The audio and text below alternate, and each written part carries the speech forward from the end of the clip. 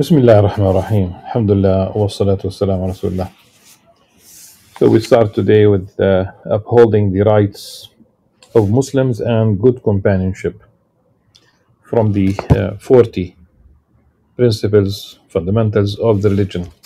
Al-Arba'in fi Usul din by Imam Al-Ghazali rahimahullah. Wa nafa'ana bi'ulum fi ad-darain. Ameen.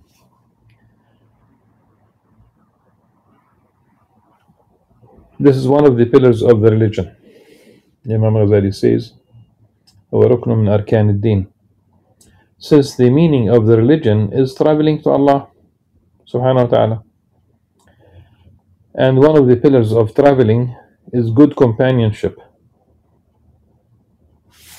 with fellow travelers on the way. In fact, it's the sunnah of the Prophet ﷺ is that you don't travel alone.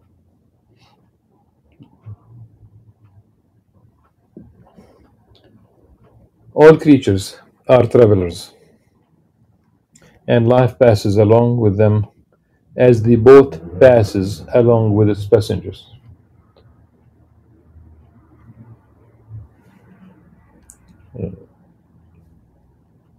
We are travelers in the as in the hadith of كرجل استظل تحت ظل الشجرة. Someone, this life is like traveling, but you take استظل تحت ظل الشجرة. You just simply sit in the shade of a tree and just simply you continue on the path. This life is like having that kind of rest. It's not. Know that a person in this world is either alone with people related particular to him, whether his wife, child, relative, or neighbor.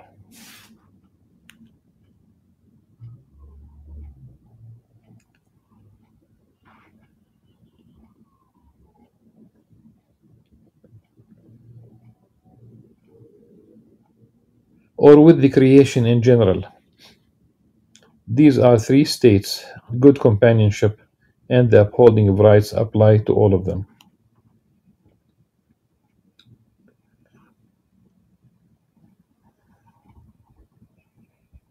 The first state is for a person to be alone.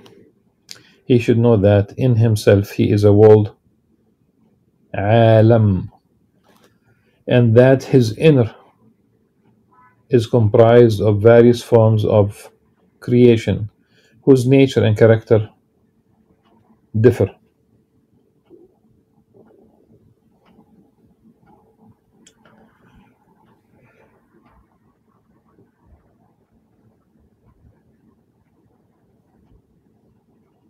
His inside, innermost part,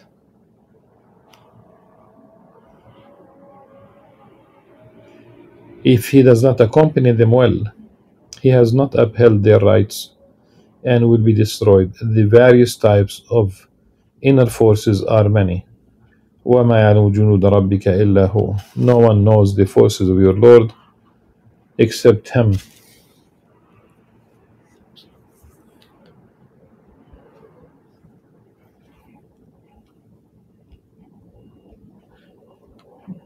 The literal meaning of junud is soldiers. Forces are okay. We have examined some of them thoroughly in the Book of the Heart's Wonders from the revival of the religious sciences, of the Islamic sciences.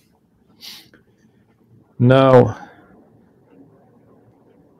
we will mention the commanders and leaders of those forces. Within you is desire, through which attract benefit to yourself, anger, through which you repel harm, and reason, through which you contemplate matters and organize things for those under your care. With regard to your anger, you are a ravenous dog. With regard to your desire, you are a dumb beast, like a horse, for example.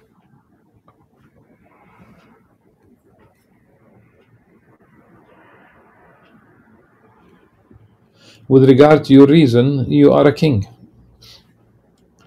You are commanded to do justice between the dog and the dumb beast, uphold their rights, and aid them so that they may avail themselves of eternal happiness with your assistance.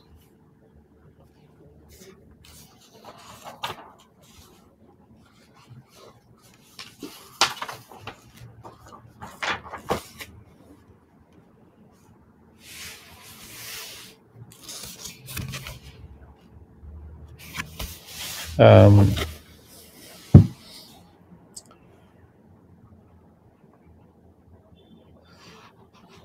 if you train the horse,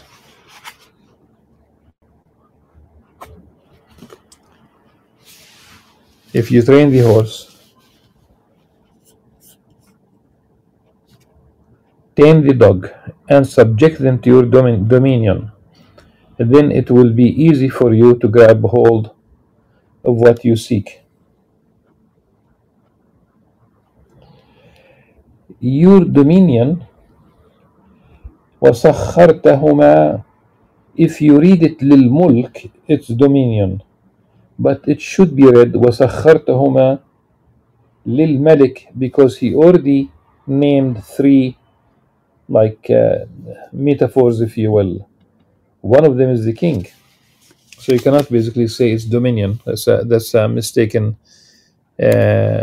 translation.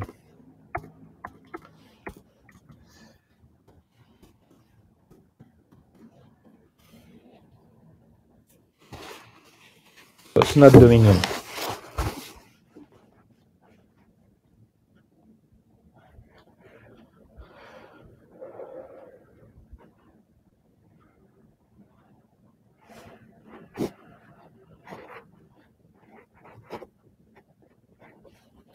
On the other hand, you subject reason to extracting loopholes in order to attain what the dog in its anger and the horse and its desire and greed dictate, then you have come close to perdition, far from attaining the object that you seek.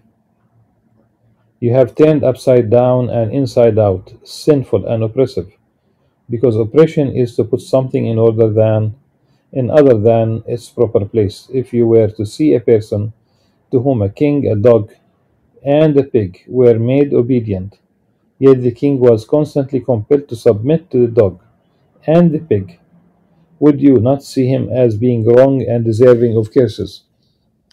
The image, even in Arabic, is worse, really.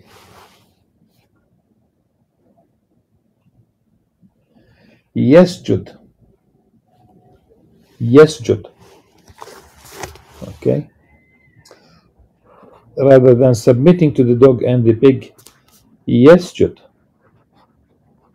So if somebody prostrates himself before the dog and the pig, and really when the dog was described earlier, with regard to your anger, you are a ravenous dog. You are a dog that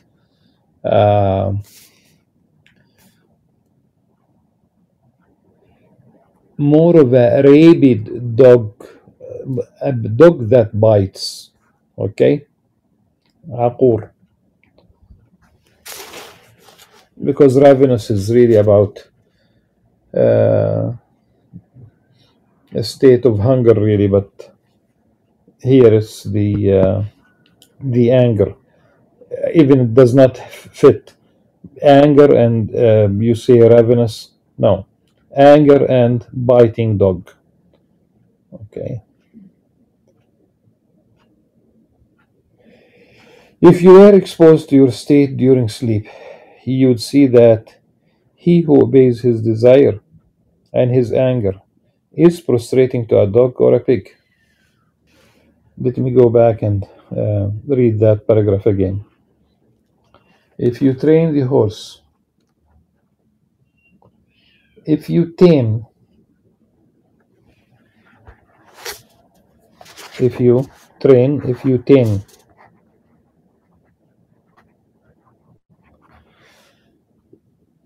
and you tame the dog, and subject them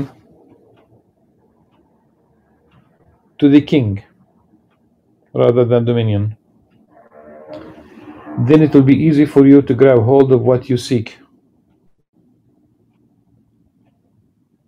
On the other hand, if you subject reason to extracting loopholes in order to attain what the dog in its anger and the horse in its desire and greed dictate, then you have come close to perdition, أو فيت على العطب, far from attaining the subject or the object that you seek. You have turned upside down and inside out, sinful and oppressive.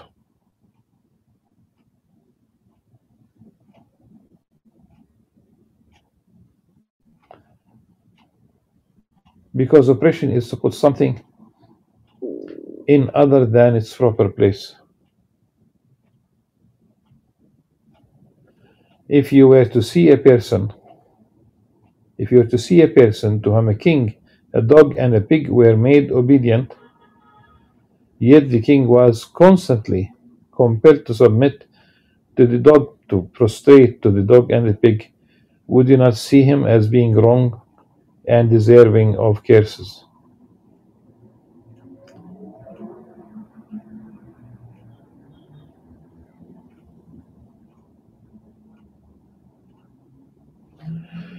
If you were exposed to your state during sleep, you would see that he who obeys his desire and his anger is prostrating to a dog or a pig.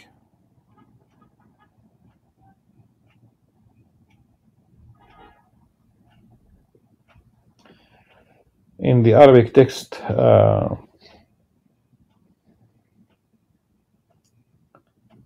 there's a phrase that is not represented in the English text. If you were exposed, if it has been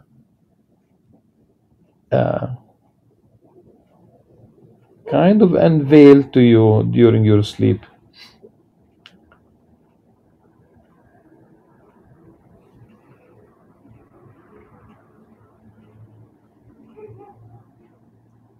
and the following phrase is missing, أو عند فنائك عن نفسك, the state of not paying attention to your own state, because you are as earlier كما وصفناه في الاستغراق بالله عز وجل, you are into dhikr to the degree that you are not aware that you are making dhikr, because you are absorbed by the dhikr, by concentrating on the object of your dhikr is Allah subhanahu wa ta'ala. Oh, this is missing. أو عند فنائك عن نفسك كما وصفناه في الاستغراق بالله عز وجل. That's missing in English.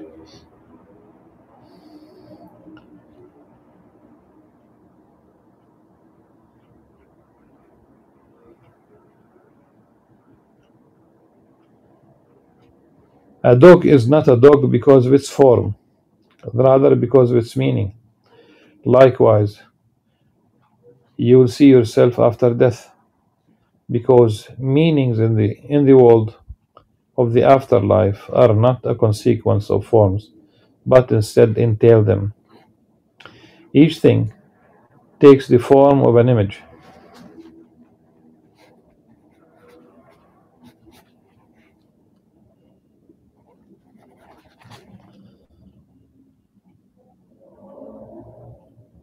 Arrogant people are gathered in the form of particles and stepped upon front and back, while humble people are full of might.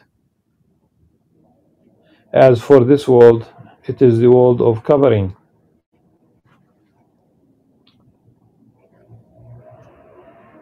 Okay.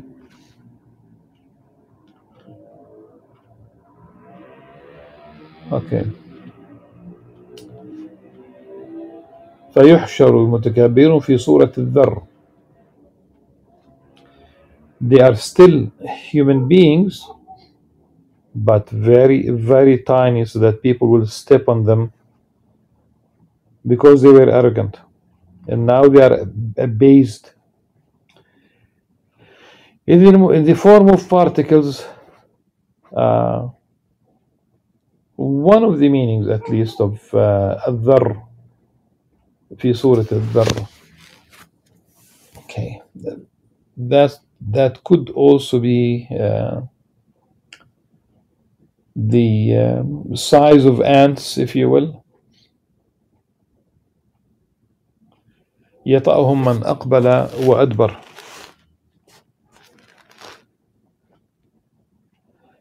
يطأهم من أقبل وأدبر, stepped upon front and back. Front and back. Stepped upon by those who go in both directions.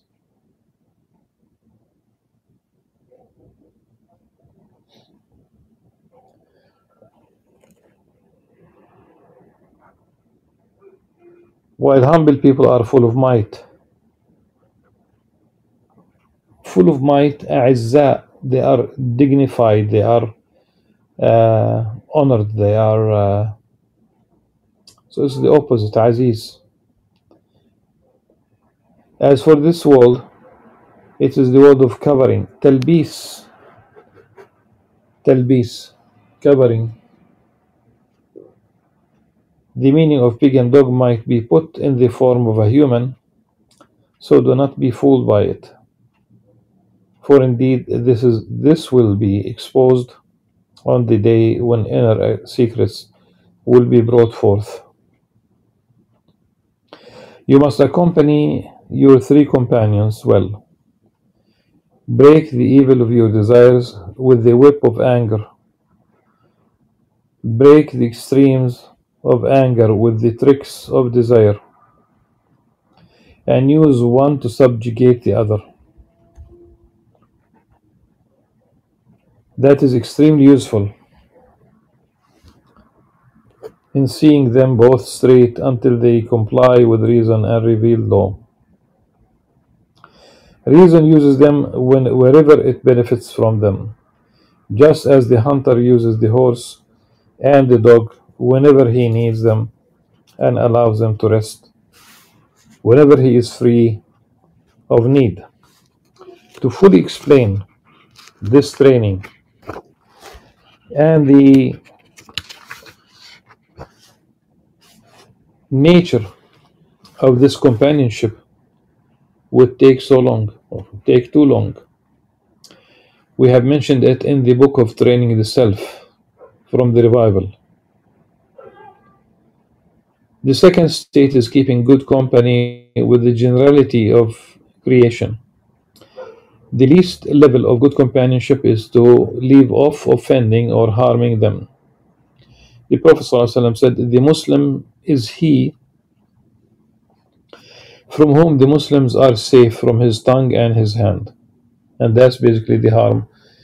And the harm that comes from the tongue sometimes is worse than the hand. Like the psychological harm sometimes is worse than the physical harm.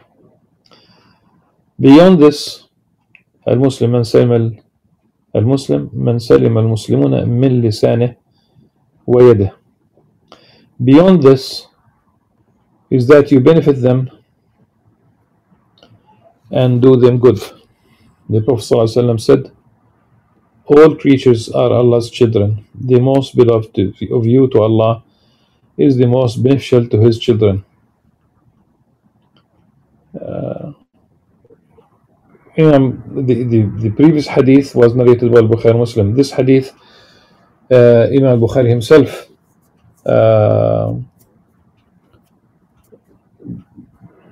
said that it is munkar. At any rate, it cannot be a sound tradition. And I think it's all about the use of the word عيال. Beyond this is that you forbear any offense or harm from them and do them good despite the bad that they have done to you. This is the level of the truthful ones. Allah's Messenger وسلم, said to Ali radiallahu anh, if you want to surpass the truthful ones, then reach out to the one who has cut you off. Give to you, or give to the one who withholds from you, and forgive the one who does you wrong. This is a summation of good companionship.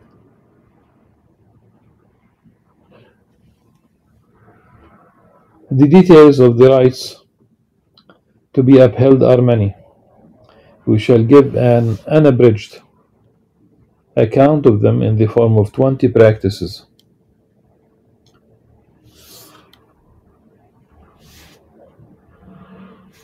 Among them is that you only love for people what you love for yourself. The golden rule, as we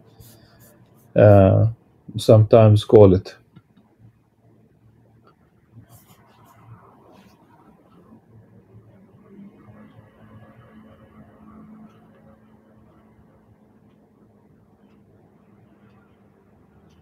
This is why literally some people would share certain sweets that they love.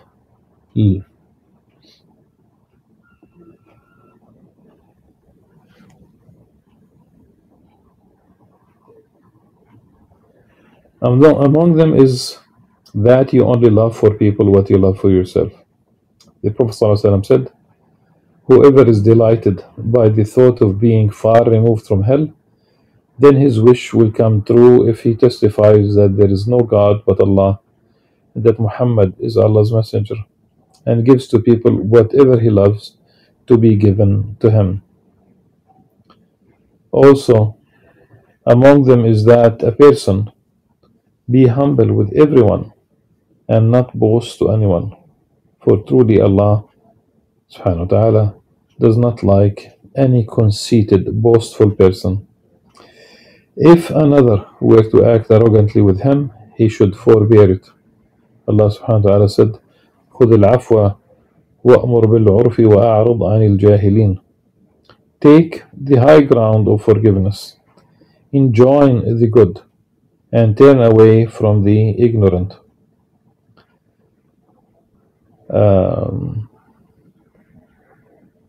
And والكاظمين الغيظ والعافين عن الناس والله يحب المحسنين. والعافين عن الناس والله يحب المحسنين. I love the story of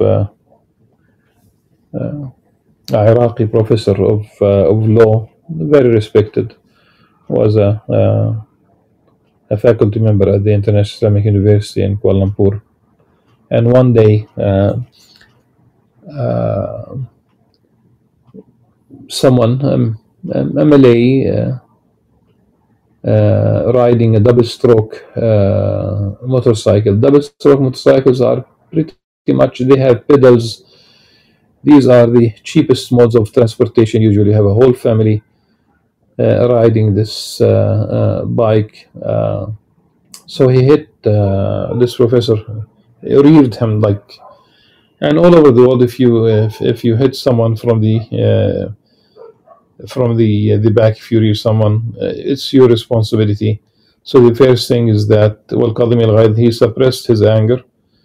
Number two, والعافين عن الناس, he forgave him, so he did not ask for insurance, or he did not ask that he would fix anything for the professor.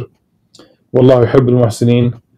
The professor found that the bike, the motorcycle, the double-stroke motorcycle was damaged, so he gave him money to fix his bike. This is really a beautiful story that reflects how people should behave. three different levels, one above the other. Wallah yuhib al-muhsinin. That's beauty, and that's beauty of Islam. And Wallah yuhib al-muhsinin. Al-muhsin min al-husn. Wal-husn jamal, beauty. Also among them is that a person be respectful of elders and compassionate toward children. The Prophet ﷺ said, he who is not compassionate to our children or respectful of our elders is not one of us. A very important, very beautiful hadith.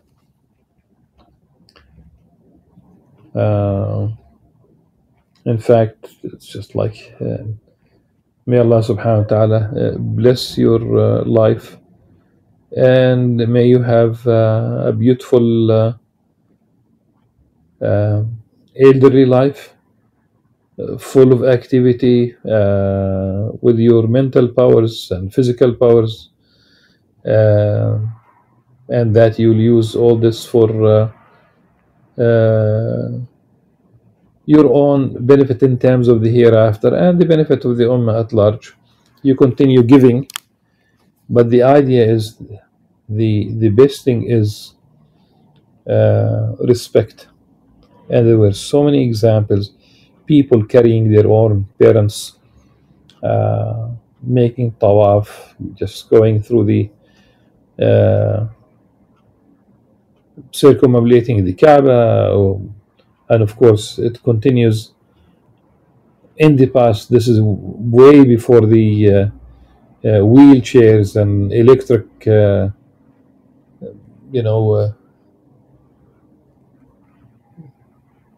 vehicles and what have you.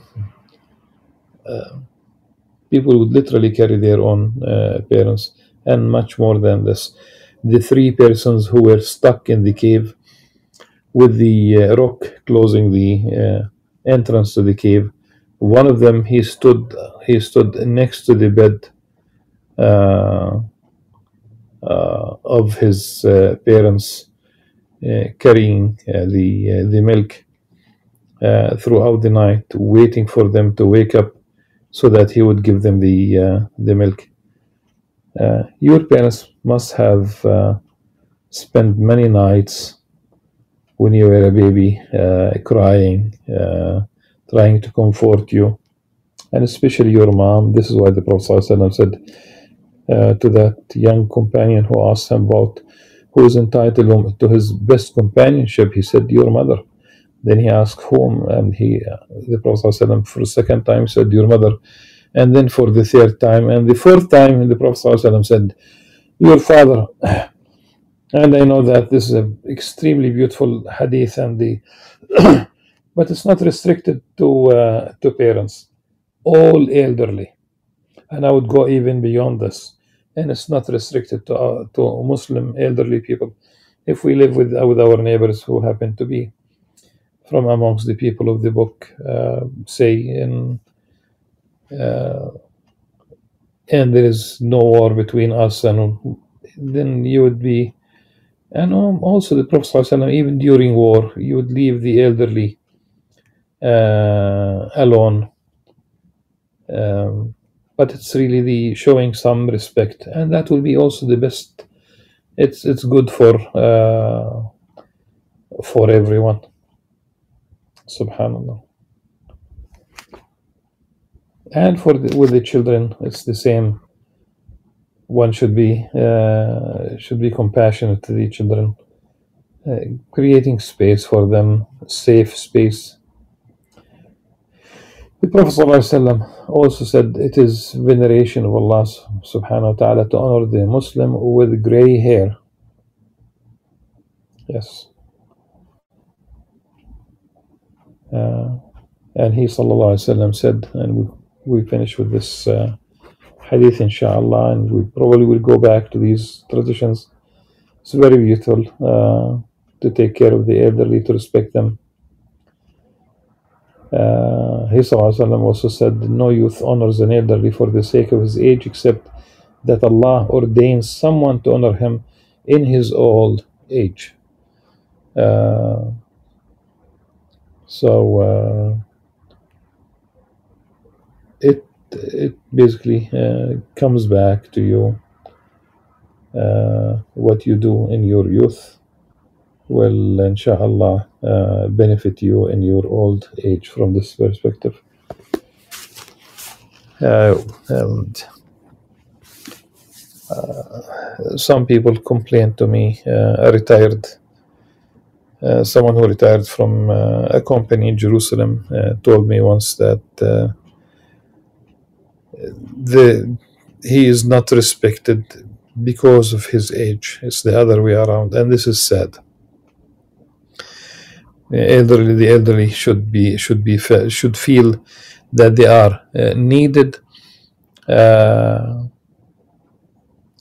You consult them, you ask them about their experience. They need to talk to someone.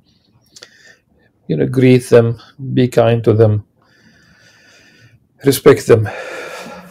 Inshallah, we'll return to this particular paragraph with these three traditions tomorrow بإذن الله عز وجل. سبحانك اللهم وبحمدك نشهد أن لا إله إلا أنت نستغفرك ونتوب إليك. السلام عليكم ورحمة الله وبركاته.